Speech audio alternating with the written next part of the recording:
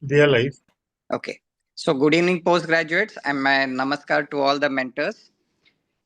Welcome to this 107th episode of AIIMS ARC PG teaching program. This time, we will be having a didactic lecture on a topic that is three common emergencies in ophthalmology. And we are privileged to have Dr. Bhavana Sharma with us. And we are also thankful to all the mentors who are today agreed to be with us to share this topic and share their insight into it. So, without much ado, can I request Dr. Deepak Mishra, our member ARC from Center, to carry forward the proceedings and who will be the coordinator for today's whole show. Over to you, Dr. Deepak. Thank you, sir. Welcome, Professor Professor and HOD, All India Institute of Medical Sciences, Bhopal. And today our three distinguished panelists, we can say teacher of the teachers, Professor Salini Mohan. She is the head of the department, Kanpur Medical College, Department of Ophthalmology, Kanpur Medical College. Professor O.K. Radhakrishnan, sir, he is the head of the department, D.Y. Patil, Pune. And Dr. Priyangar, who is the head of the department, Meerut Medical College, Meerut. Sir, with this slide introduction, I would like to request Bhavana ma'am to kindly start her presentation. Ma'am, please. Thank you, Dr. Deepak, and I'm thankful to AIIMS ARC, particularly Dr. Prashant Babankule sir, for giving me this opportunity today to be speaking on this August forum. And I would be speaking on three most common ocular emergencies. Though there would be many ocular emergencies which we come across, but in Indian scenarios and looking into our setup, the most common ocular emergencies which I would be covering are the open globe injuries, the lens-induced glaucoma, and perforated corneal ulcers. So what is known about these ocular emergencies are they are rapidly progressing, and that is why they are emergencies, vision-threatening disorders, and in ophthalmic emergencies, they constitute around 5% of global blindness. And you can see how significant it is. In India, it is 15.3% of total visual impairment cases. They require timely intervention and referral, which are very paramount in saving the vision of these patients. And hence, primary physicians or the frontline workers like the residents are the most important service care delivery in these scenarios. So I would be, in this presentation, I would be taking the open globe injuries, perforated corneal ulcer, and the lens-induced glaucoma. So the open globe injury, as the name suggests, it is a full thickness wound of the eyeball, and they constitute around up to 30% of the ocular trauma. It is very common in younger age group because that is the productive age group and hence more exposed to these accidental injuries, and that too predominantly in male. And that is also supported by the United States Eye Registry, which has also reported that males, particularly in young adults, are more commonly involved. And most of these injuries are because of road traffic accidents. The mechanism of open globe injury can be categorized into two. That is a direct injury, which can be because of a sharp object, which sharp object is causing a direct injury, direct tear into a lacerating wound into any of the layers extending from the cornea to limbus to sclera. And the other type is the diffuse or the indirect trauma to the corneoscleral tunic. Now, this diffuse or the indirect trauma is mainly because of blunt injury and because of the hydraulic forces in a fluid-filled eye. These forces can cause rupture, mainly in weak areas. You can sometimes be asked that what are the weak areas where the ruptures occurs. So these are the weak areas that is adjacent to the limbus, at the equator, at the insertion of the rectus muscle, around optic nerve, and at the entry of the blood vessels. Hence, we must be very careful in identifying ocular tears as well, occult tears as well. Occult tears are the tears which are hidden from the plain sight. That is, they are hidden by the conjunctival, and you would see a subconjunctival hemorrhage over that. So that is very important to identify these weak spots and to identify these occult tears also in hypotenuse eyeballs. Now, Birmingham Eye Terminology System or the BETS classification system is what we follow for the classification of these injuries. And they have very clearly defined the type of injury and what they consist of. So it is the first is the laceration that I told that it is a full thickness wound. The penetrating injury is which has the entry wound only by a sharp object. A perforating injury, most of the time a bullet or a gunshot injury, which has got 2 points, that is one, the entry, and the same object causing the exit wound. There can be a retained intraocular foreign body which can get inserted into the eyeball through any of the weak lacerations in the ports. And the rupture, I said, it is because of the blunt injury. How to do the clinical evaluation of these patients? Now, because these are the medical legal cases, the documentation is very important. The residents would come across these injury cases, and it is mandatory for them to take a medical legal report or an MLC report too, which should be carefully documented, because in these cases, most of the time you would want to give evidence in court or any sort of an evidence on the grievous or a simple injury. There should be a detailed history of nature of injury, time of injury, and object of injury, which should be elicited. The assessment of systemic status is important, because many times, because there are road traffic accidents, the patient can sustain other organ damage in polytrauma patients. So it is important that we rule out the systemic status, because you would also want to take them under general anesthesia. So the systemic stability is important. Then we go for the comprehensive ocular examination. So the comprehensive ocular examination, first thing is, which you would want to do, is the visual acuity. So that decides also the grading of the injury. Followed by, from anterior to posterior, we evaluate the patient from lids and orbits to conjunctiva to cornea, and we see whether there's any lacerating wound, whether it is a partial or a full thickness wound. Like in lids, it can be a partial or full thickness, and also maybe a canalicular involvement. You have to also see palpate the margins of the wound, margins of the orbit, to know whether there has been any fractures over there, and it would require a definite management later on. Conjunctiva, it is again very important. They can be the lamellar as well as full thickness tears. In addition, subconjunctival hemorrhages should be very carefully looked for, because they may sometimes mask the underlying scleral tears. The cornea again can be either a lamellar tear or a full thickness tear. Sometimes a full thickness tear can be sealed by a uveal tissue occlusion. So in that case, the Seidel test would be negative. But again, you have to very carefully evaluate this patient for irregular anterior chamber to come to the diagnosis whether it is sealed or not, and whether the patient has got any other intraocular injury in this scenario. Then the sclera, again, it can be a full or partial thickness tears and can lead to scleral perforation. The examination of anterior chamber is important. You should always evaluate the depth of the anterior chamber, whether there's presence of any hypopyon or a hyphema. If the hyphema is there, that shows that the injury is there to the anterior segment, and hypopyon may be a long-standing injury and resulting into infection. And also the foreign body on iris and angle should be carefully evaluated. The iris can undergo a sphincter tear, an iridodialysis, or an iris foreign body in these cases. The pupillary reaction should be carefully elicited. The lens can have the injury in the form of anterior capsular breach or a formation of a traumatic cataract. When the zonules are disturbed, it can cause subluxation and dislocation. The posterior segment involvement can occur in any forms, like a vitreous hemorrhage. The sharp object can cause retinal tears, RDs, choroidal tears. A long-standing wound, if it is there, that can cause endophthalmitis because of infection, optic nerve avulsion, and when a foreign body is there, a retained intraocular foreign body. After the clinical evaluation, we investigate the patient also for some specific type of investigations, particularly in cases where you could not identify that the injury is there in the anterior segment, or it is there involving the posterior segment as well, because there's a lot of hyphema, there's a lot of corneal edema, and we are not able to evaluate. So when there is a globe integrity which is confirmed, you can do a gentle B scan. When it is not there, there's hypotenuse eyeball, and you want to evaluate what is the structures involved posteriorly, you would want to do a CT scan. MRI is preferably not done, because in cases of foreign body, if it is a metallic, it may cause further damage to the ocular tissues. So on CT scan, the non-contrast, you would see in cases of ruptured globe, you would see a mushroom sign like this, or a flat-tired appearance, or a flat, or a bit, yes, you would see a mushroom sign like this, or a flat tire appearance where there is something, the globe is, has lost its contour.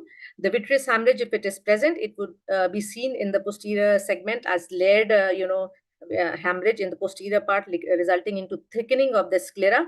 Sometimes a foreign body can be seen, a metallic foreign body, and anterior chamber can be seen, which can be shallow, where corneal tear or an occult limbal tear is present. Now, after evaluating the patient for the clinical assessment, for doing all investigations, you've seen the history, we can classify the open globe injury into based on the type of injury, which we have already discussed, the grade of injury, particularly it pertains to the visual acuity, from increasing to the decreasing order, from the vision which is 6/9 to no light perception. You can grade the visual acuity from 1, 2, 3, 4, and 5. Then you grade the pupillary involvement, that is the pupil, whether it is a positive RAPD is present or whether the RAPD is not present, or the affected eye is involved only or the other eye is as well. The zone is important, zone 1, 2, and 3. Zone 1 is which is isolated to the cornea. Zone 2 is extending 5 millimeter from the limbus, and zone 3 is 5 millimeter beyond the limbus into the sclera. And as the zones are increasing, so is the prognosis, which is not good in these patients.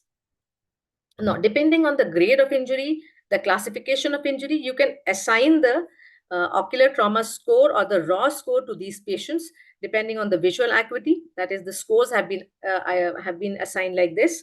The scores which are given in negative, that more severe appearances, that is the globe rupture, endophthalmitis, perforating injury, RDs and RAPDs. In these cases, you have to, after you have assigned the raw score to the patient, you would want to sum all the raw scores, and out of that, these sum of raw scores can be identified into 1 to 5 category, and this gives you a potential visual acuity of this patient at 6 months, or the probability of achieving visual acuity, say more than 20/40 in raw score at 0 to 44 would be just 1%, whereas when the raw score is 92 to 100, it would be more than 92%. So this is how we assign the ocular trauma score and importance of prognostication of a patient of open globe injury.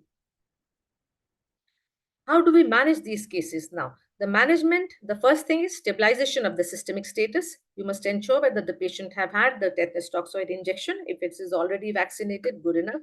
If not, you would want to give the injection to the patient. It is good to start systemic antibiotics as soon as the patient is there, because all these wounds are infected wounds. The broad spectrum topical antibiotics, and if there is any injury with vegetative matter, you would want to supplement with antifungal drops.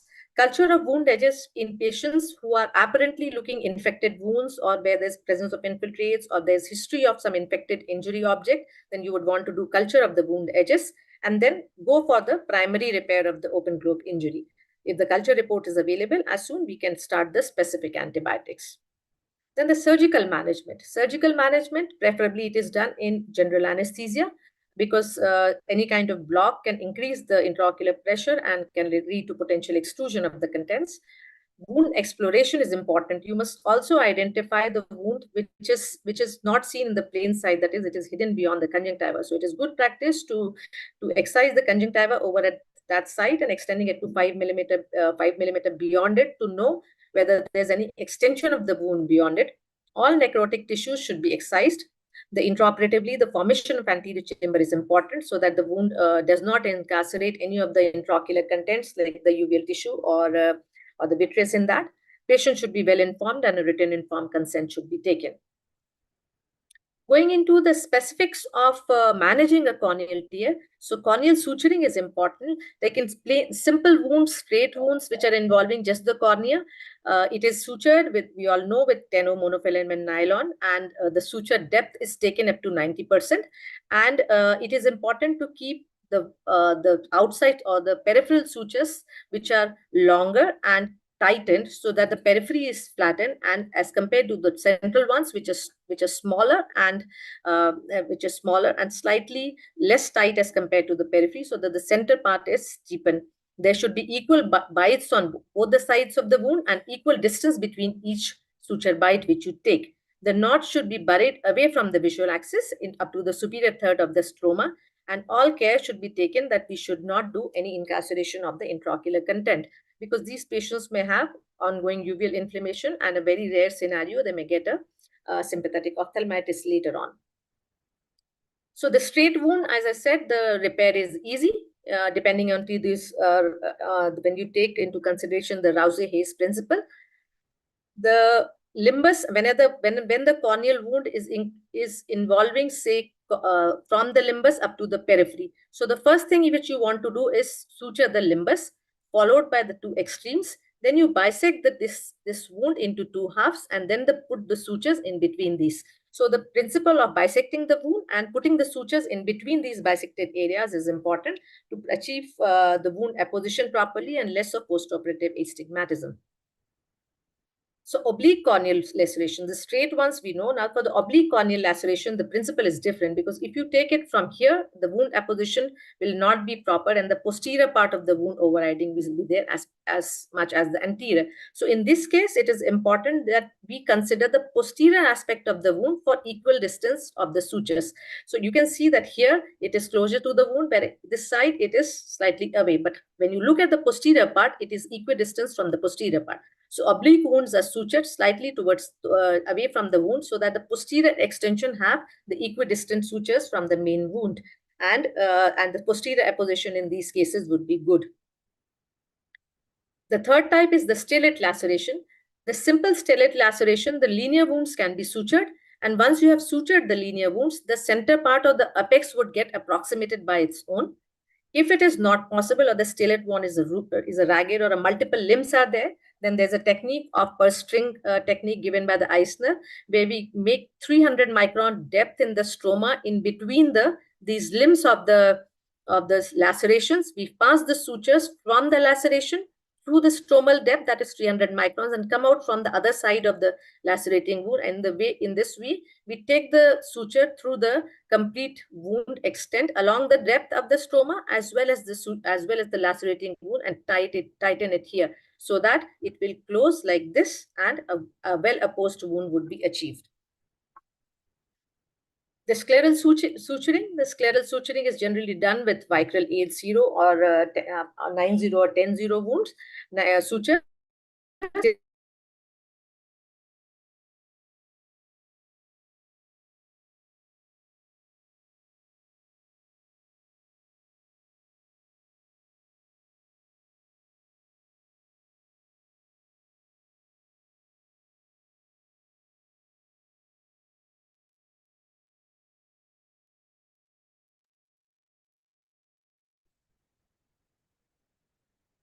I think the screen sharing is stopped, madam.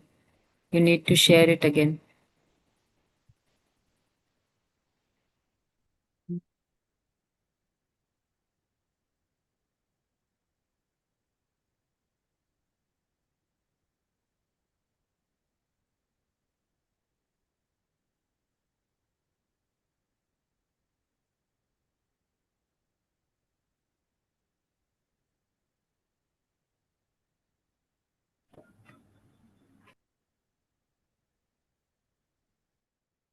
Is it visible now? I think there was some.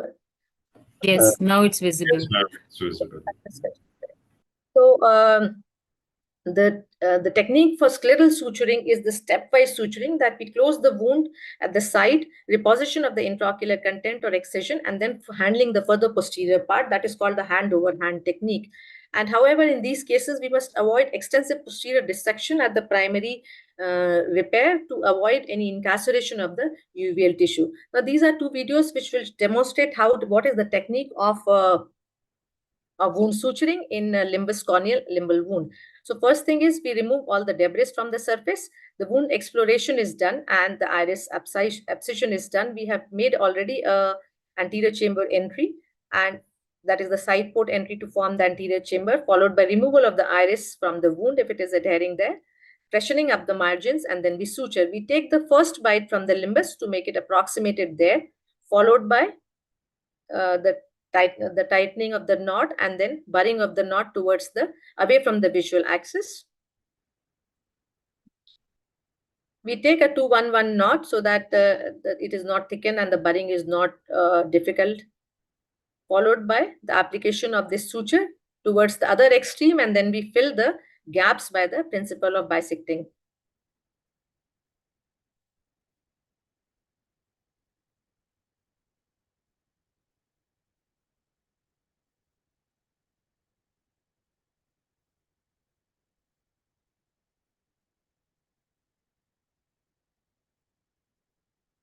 We trim the suture knots and bury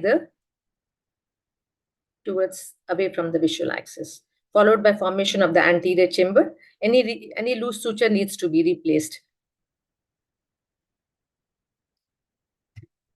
This is another case where there was this triangle shaped wound here. Now this in triangle shaped wound, it is important that you suture the apex first, or you can suture the limbus here and then the apex. So once you have approximated the cardinal areas, you can fill in the areas, you can fill in the rest part of the wound with the sutures, and so that the approximation is good in these cases and there would not be any post-operative leaks.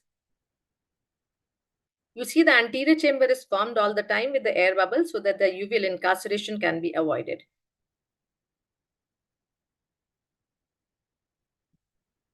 Now, what would be the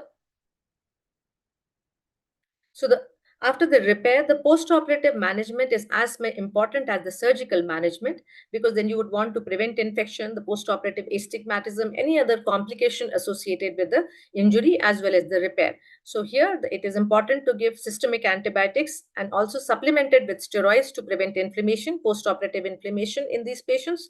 Topical antibiotics and steroid drops in addition to supportive like ocular surface lubricants can be given. The suture removal is preferably up to 3 months in children who have got any foreign body sensation or any vascularization of the wound in seen any patient. Early suture removal can be done.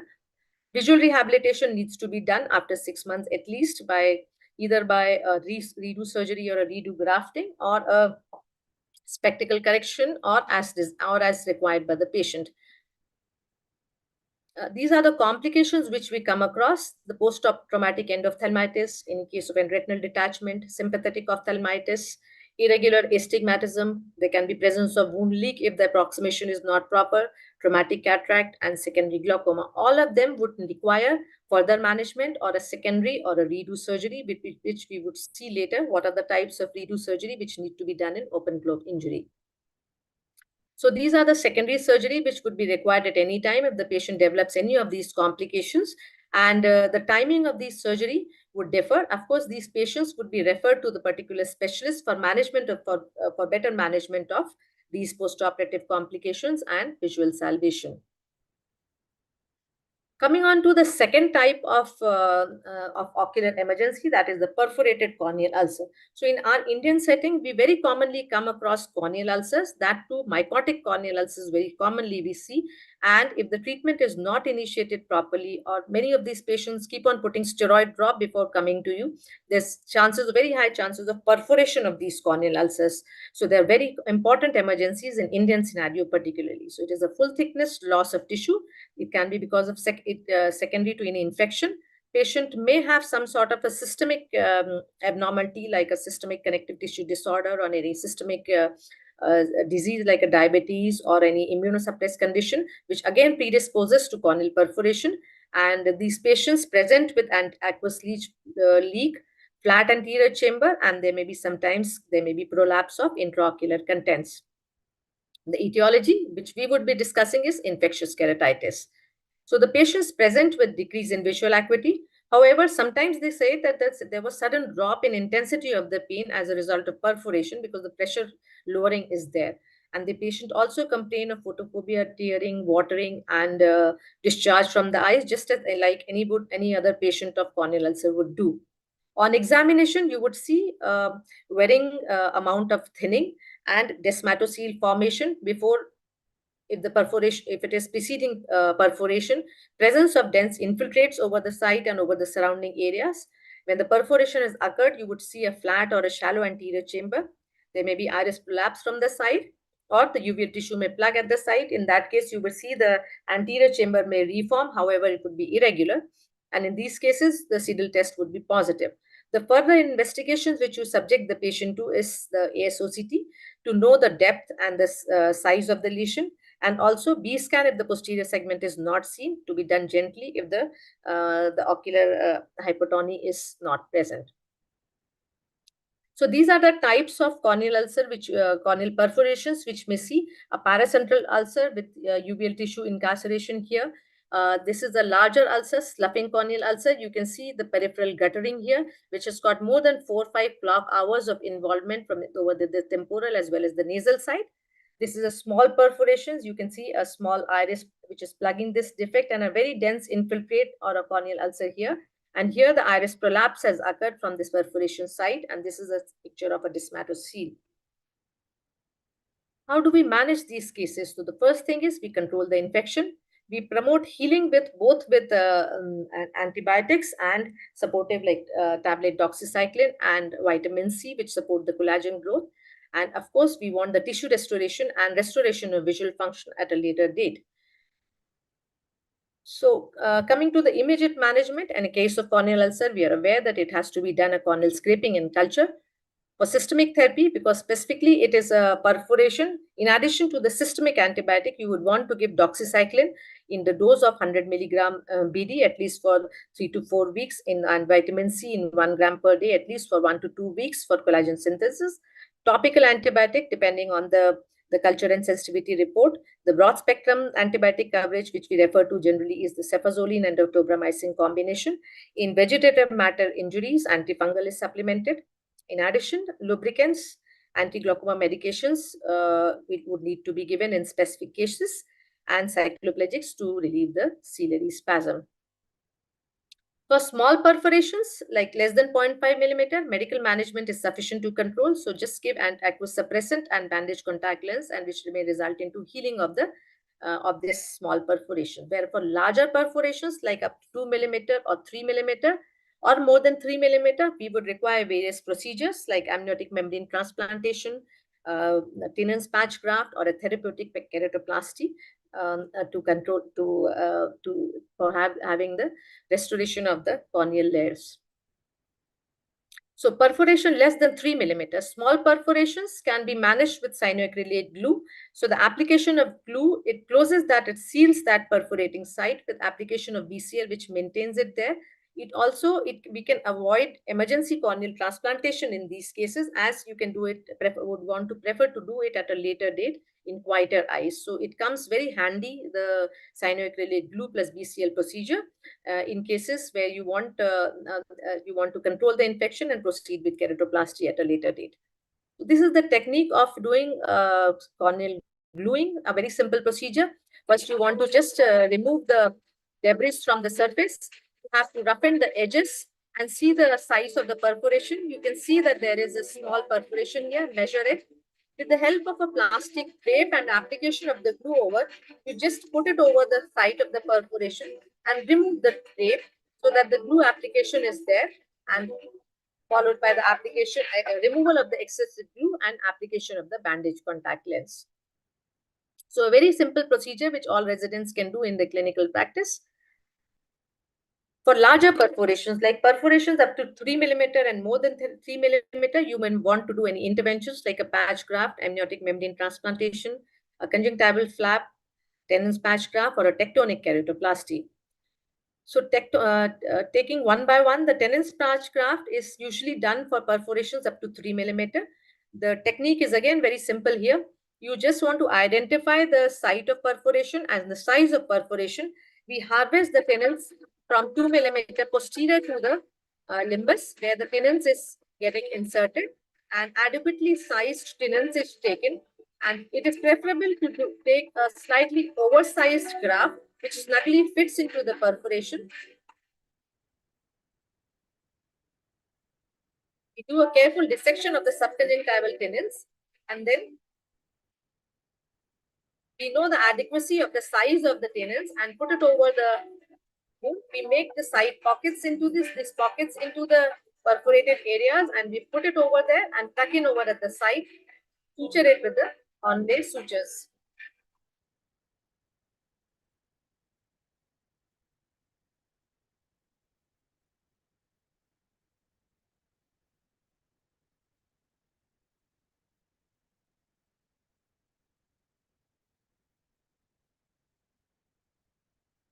Tuck in over at the side pockets created, so that makes it more snugly fit, and the post-operative dislocation of these tenons is not there.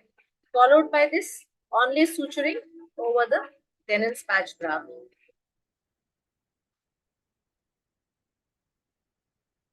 And the knot again is trimmed and kept away from the side and buried. The suturing, the site of tenons is then just cauterized and closed. These are the post-op and the pre and the post-op picture of tenons patch graft. The third is the amniotic membrane graft. Again, can be done up to 3 millimeter perforations. So we require a multi-layer amniotic membrane, epithelial side up. So identify the size of the graft, size of the perforation, and once you know the size of the perforation, you fashion the amniotic membrane in that particular size, lay it one over the other with the help of fibrin glue, and over it we lay another large size amniotic membrane which will completely cover these two overlays, 2 to 3 overlays, and over the rest of the cornea and conjunctiva also, followed by application of 10-0 suture if it is required, and followed by application of the bandage contact lens. So this is the procedure of amniotic membrane transplantation. You can see this. There is a small perforation here. We take the amniotic membrane, and these adequately sized amniotic membrane pieces are cut, and they're fashioned with the help of these fibrin glue. They are placed one over the other.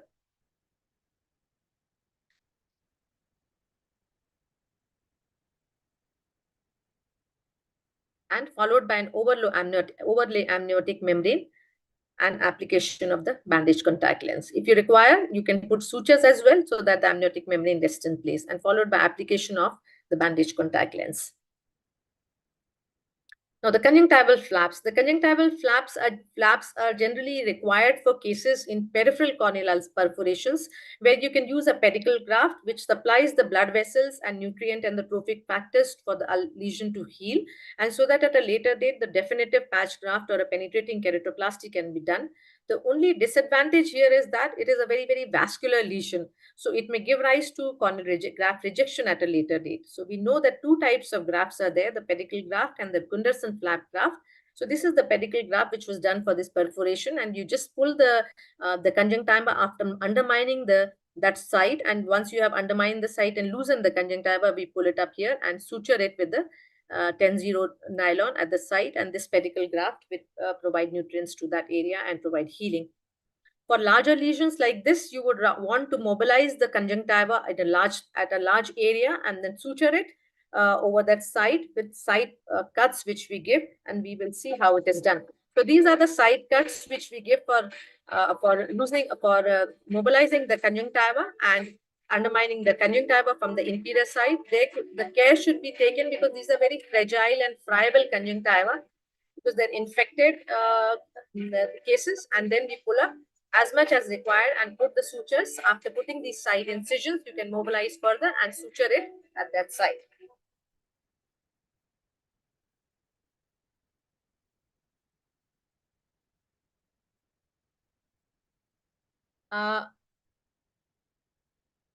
For larger perforations which are more than 3 millimeter, or corneal sloughing with the corneal emergencies, where the sloughing corneal ulcer is there and you're not able to save the eye, as an emergency measure, we resort to therapeutic penetrating keratoplasty.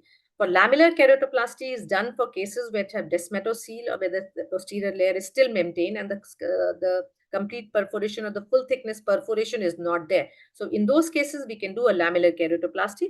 However, for perforations which are involving tissue necrosis, in cases of sloughing, severe infections, and large perforations in the periphery, we would require a therapeutic graft or a patch graft at the periphery like this.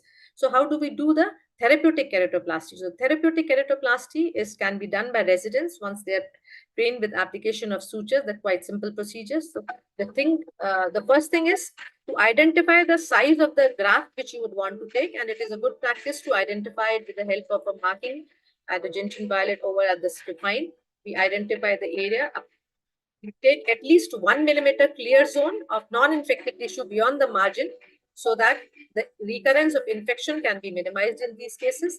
All the debris, all the exudates from the anterior chamber should be carefully removed.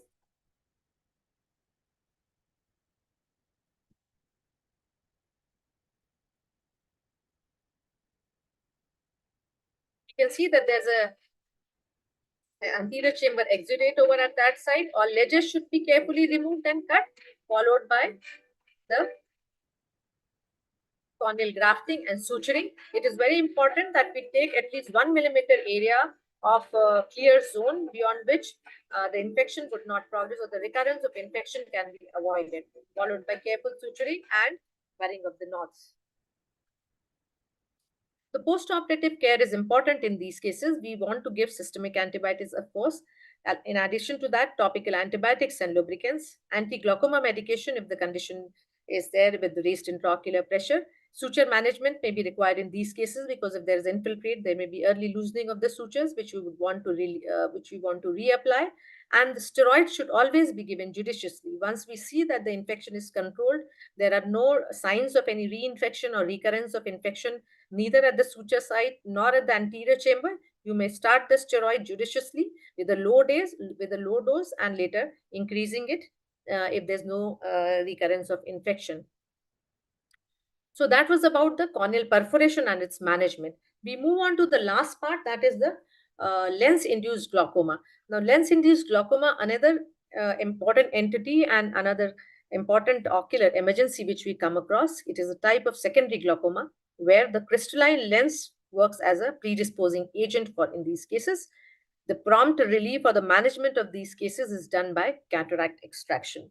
So we'll see how do we classify it and what are the types of lens-induced glaucoma. So the classification system, it says that it can be lens protein related glaucoma and aqueous outflow obstruction type of lens-induced glaucoma. When we talk of lens protein related, it is because of leakage of either the lens protein or the cortical matter or the lens particles into the anterior chamber through an intact or a breached lens capsule, which can later on go and clog the trabecular meshwork. Whereas in aqueous outflow obstruction, it is basically because of obstruction to the aqueous from the posterior to the anterior chamber. So these are the three types of lens protein induced glaucoma we know: the phacolytic glaucoma, the lens particle induced glaucoma, and the phacoanaphylactic glaucoma. Whereas aqueous outflow obstruction type is because of phacomorphic glaucoma and the pupillary block glaucoma. We'll see one by one what these entities are.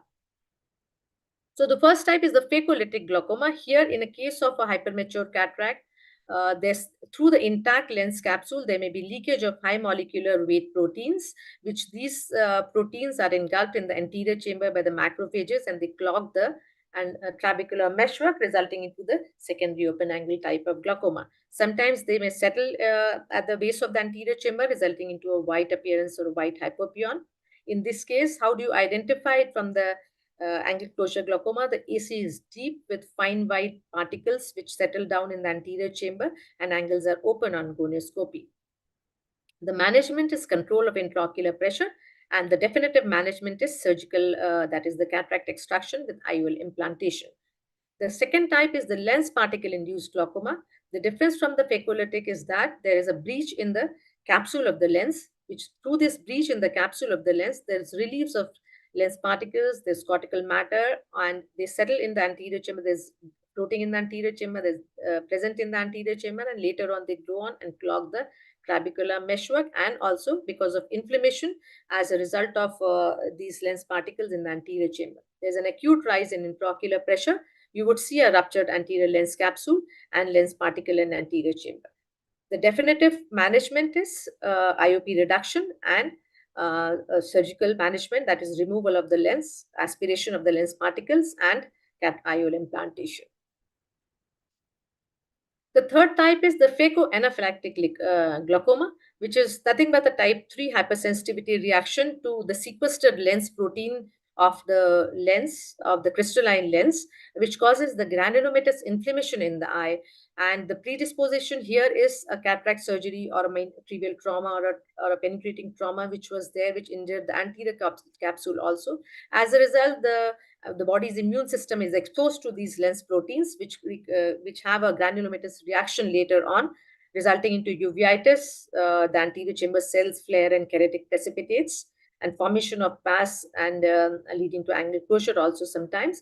And this is mainly an acute inflammatory reaction to something which was sequestered inside the lens capsule. And there would be a latent period of, say, a few weeks where this phenomenon occurs.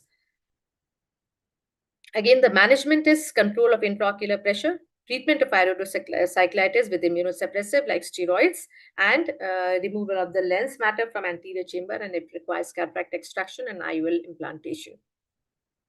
The second classification type is the aqueous outflow obstruction type of glaucoma. Now, aqueous outflow obstruction, the first type which we see is the phacomorphic glaucoma, very commonly seen, where there's a hypermature intermittent cataract. And because of this intermittent cataract, that it is pushing the iris forward and resulting into the iris, which is causing an iris bombay and formation and blocking of the outflow channel of the angle of anterior chamber, resulting into a rise of intraocular pressure.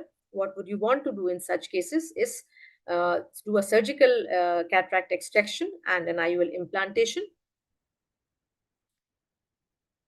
The last type is the pupillary block or the photopic glaucoma, where because of subluxation or the dislocated lenses which block either the pupil, resulting into the relative pupillary block, or the aqueous outflow obstruction from towards the trabecular meshwork, or microspherophakia, which causes a pupillary block or a relative pupillary block in these patients and resulting into the angle closure type of glaucoma. So again, the definitive management is removal of the lens and IOL implantation. If it is possible with phacoemulsification, we do it with that, or the posterior chamber approach, that is the pars plana vitrectomy or a lensectomy with sulcus fixated IOL or a scleral fixated IOL, as is the clinical presentation is recommended. So that was all about the ocular emergencies which we commonly come across. To summarize quickly, what we just learned is that ocular emergencies should be carefully evaluated. In cases of open globe injury, it is very important that you carefully look for the site or extent of involvement. In perforations, as I said, it is very important you know the size of the involvement, so that that would determine the type of intervention which you would want to do. And in lens-induced glaucoma, it is important that we see the clinical features, whether the capsule is intact or not intact, whether the chamber is shallow or deep, and how to differentiate it from the acute angle closure glaucoma. Informed consent is important. Prognosis to be explained to the patient. Judicious use of steroid, particularly in open globe injuries and perforated corneal ulcers, is important, and surgical management should be timely with appropriate secondary intervention if required, and the patient should be referred for specialized treatment. Thank you very much. This was my references, and you can go and see these books and refer to. And we also conducted a webinar recently, which was by AIIMS on corneal laceration. You can also refer to the YouTube link of this webinar. Thank you very much. I had prepared some long questions, but long questions, short questions, and the questions which are asked in exams. So after the discussion, maybe I can put up these questions for the PG, for the interest of PGs. Thank you very much.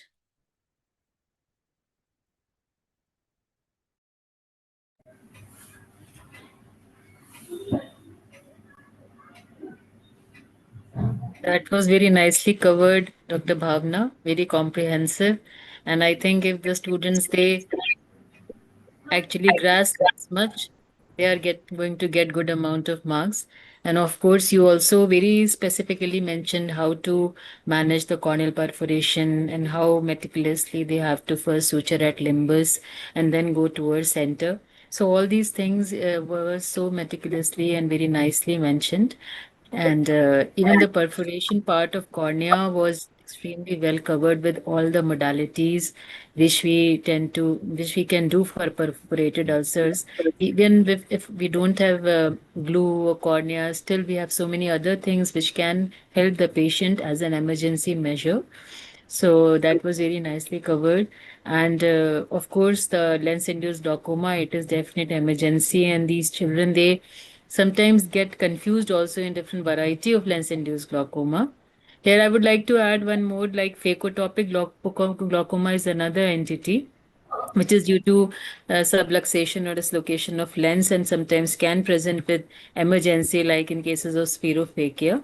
So there also they have to manage these cases. So I think that was very nice and wonderful presentation.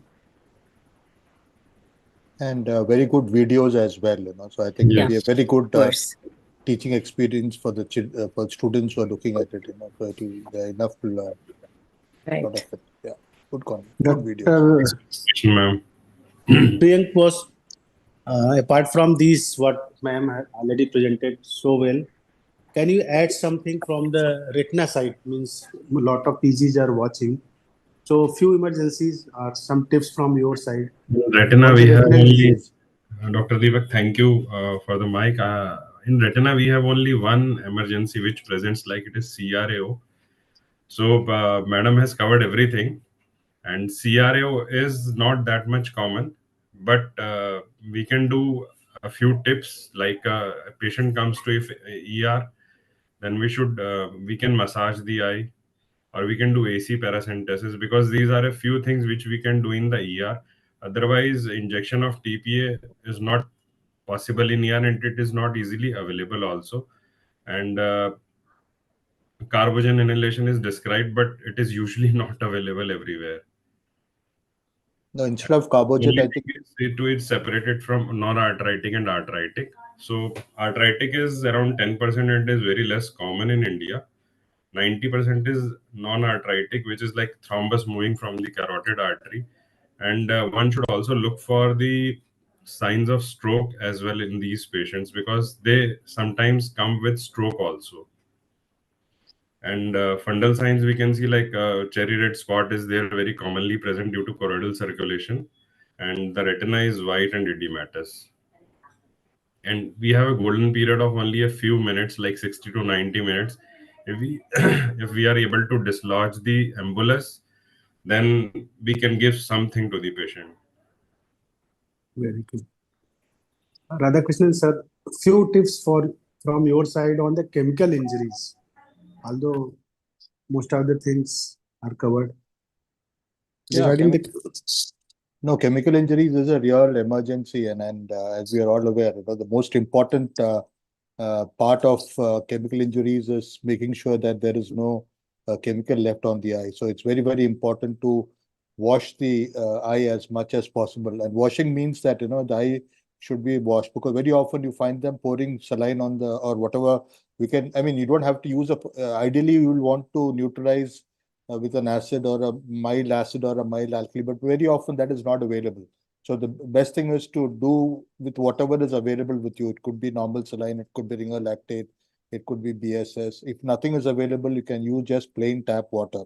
But most important is to keep the eyes open when the washing is being done, because very often you just you see the PG just pouring water on the eyes, and then invariably because of the spasm, the lids they close, and actually the cleaning is not being done. Very important in particularly alkali burns is to make sure that you remove whatever particles are there. So the particles have to be removed, whatever particle is there, and that may require you to assess them under the operating microscope. Probably this is one situation where you may not spend too much of time on taking the history. It will be more important to manage the patient first and then talk about what is and then of course saying use of topical steroids with the first 10 days, that is advised. Then antibiotic drops. You also use doxycycline to prevent collagenolisis in these patients. And then, of course, we'll have to follow the patient up as the things go by. Cycloplegia, steroids in the first few days, first 10 days, it is recommended, and thereafter, we've got to be very careful because it also causes collagenolisis. I think these are the important things as far as the chemical burns are concerned. I think it's important first to differentiate between whether it's an acid or an alkali. And then, of course, alkalis are more dangerous, as we all know, than acids, and monitor the treatment as per the requirement. But most important is the primary care of the eyes, and thereafter, of course, everything else will come into. And then, of course, there are so many things that may be required in the post-operative period, in the period after your emergency management.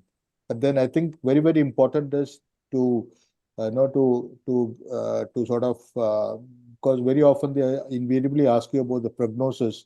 So what you see may not be actually what you really have. So you have to tell them, always under promise and over deliver. I think that is the best as far as chemical burns are concerned. So I think we can also add vitamin C eye drops and acetylcysteine, which is mucolytic. So that is sometimes helpful for patient if there is very thick discharge, mucoid discharge, and vitamin C, of course, helps with the healing. So that is one thing which can be done for these patients. Ma'am, some help on the compartmental syndrome, because most of the time when there is trauma or other thing, so can you say guide residents regarding their management or something? So I Yes, it think, is one of the. Hmm. Yes, Dr. Shalini, please go ahead. yes, Dr. Priyank, you go ahead. Basically, it is also one of the ophthalmic emergencies. Not the most common type, but yes, it is. Yes. It occurs in trauma, and it is basically what happens is rise of intraorbital pressure above the ophthalmic artery pressure. So the total perfusion of the eye is inhibited. So yes, it is an emergency, and we have to examine it radiographically as well as with the afferent pupillary defect we should suspect in a case of trauma.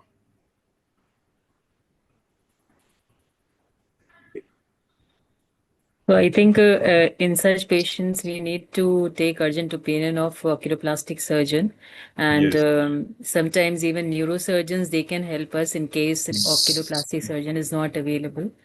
So this is definitely emergency. And even if required, then lateral campectomy can be done Yeah. to release the So Yes, that pressure. can be as Dr. comfortably done Shalini said, by. na, we need a oculoplasty surgeon definitely in this case.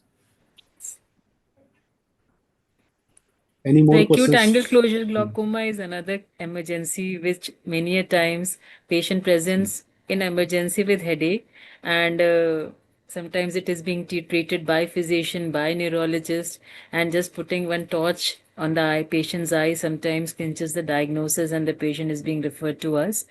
So acute angle, and sometimes the PGs, they get confused the lens induced glaucoma with angle closure glaucoma if there is some certain amount of cataract which is there. So I always tell them that in case you are not able to do gonioscopy on that particular eye, do gonioscopy of other eye and see that how is angle over there. So that actually clinches the diagnosis and can be helpful in these subset of patients. Very true. Hona ma'am, anything else you would like to say? That was all which I wanted to speak on. That there are many corneal emergencies, but I thought that these are the common ones which we come across, so I included.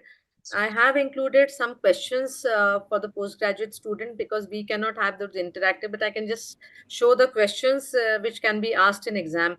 Sure, ma'am. Sure. Like this particular question was asked in the DNB exam. The three most common ocular emergencies was asked in the DNB exam. So just like I would just want to share that these are the questions which we have had in last uh, few years in at AIIMS Bhopal and in PGI Chandigarh also. So just want to share these questions which I had prepared. So in the long questions, which are the full 10 marks question, you can have questions like the complete describe lens-induced glaucoma types, clinical features, and their management, which can succinctly describe along with the clinical features and management part. So the whenever the open globe injury is asked, both in theory and the practical, it would be mandatorily that Betts classification would be asked and the mechanism of injury would be asked. And what are the principles of full thickness corneoscleral repair? That is the Rousey-Hess technique is very important. You can refer to this technique, which I just cover in your books. The third is the surgical management of perforated corneal ulcer. So depending on the size of the ulcer, you would want to describe like the perforated, if the perforation is less than 3 millimeter, and if the perforation is more than 3 millimeter. So this would be the description. Short questions would be like short notes on phacomorphic glaucoma or posterior segment involvement in open globe injury, or on displaced crystalline lens like a photopic glaucoma, which it can cause, and what are the causes like the systemic disorders like Marfan's or the Bell-Marchesani syndrome and spherophakia. So these are the causes of displaced crystalline lens. So they may specifically ask you about the photopic cause of lens-induced glaucoma. The MCQs part, like I prepared just few 4 5 questions. So which of the following is the primary surgical goal? So after this lecture, I hope that you would be able to answer that it is the restoration of the anatomical integrity of the globe is important. Followed by we can do a visual rehabilitation and cosmetic and everything. The CDL test as a diagnostic modality is done in all except it is done in all except corneal perforation, because perforation you would know that it is perforated and you would not want the dye to get excess inside the anterior chamber. So perforation of the chamber is flat, you would not want to do the CDL test. The third is the cyanoacrylate glue. Is very important that you know that it is to be applied only in perforations which are less than 3 millimeter, preferably between not more than 1 millimeter. Why? Because if it is larger perforation, the cyanoacrylate fluid very, very toxic. It causes severe fibrous iridocyclitis. So you would not want to do it in a large perforations. Which of the types of lens-induced glaucoma with deep anterior chamber? Now, this is how you would also differentiate it from the angle closure glaucoma. And as Professor Shalini rightly said, it would also differentiate from the other eye gonioscopy. So whenever there's a deep anterior chamber with fine white protein and a very high IOP in the range of 40s and 50s, it is a type of phacolytic glaucoma. Sympathetic ophthalmitis, what is the modality of treatment here? It is the systemic immunosuppressive therapy, that is the steroid. Earlier in books, it is described that you want to enucleate the eye, but now it is now not more practice. It is the immunosuppressive, the steroid treatment, which can take care of this uveitis. So that was all from my side. Thank you, ma'am, for the not even for the wonderful lecture, but also explaining the resident what are the common questions asked. And nowadays NMC has made mandatory that in each paper there will be 20 marks of the MCQ. Yes. So I think residents will be benefited from your MCQ too. And at the end of this webinar, from the whole team of AIIMS ARC, I would like to thank our speaker, Professor Bhavana ma'am, for her illustrative talk, and all of our three experts, Professor Shalini ma'am, Professor Radhakrishnan sir, Dr. Priyangar, for making this whole so lively and share their practical experience, which is not only essential, but these are the common questions usually experts who are sitting another side of the table would like to know from all of us. For the viewers, thank you everyone. And if any resident missed, they can watch this webinar, all the things on the One AIIMS platform, and they can see anywhere, anytime, anywhere on the AIIMS.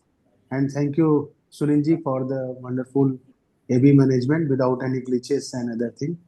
Thanks, everyone. Thank you. Thank you, Dr. Thank you, Deepak. ma'am. Thank you, Thank you, Radhakrishnan sir. Thank you, Shalini. Thank Thank you, you. Bhavna ma'am. Thank you. Thank Thank you, you, everyone. ma'am. Thank you, sir. Okay, thank Thank you, you. ma'am. Good night. Good night. Good night, sir. Good Good night. night.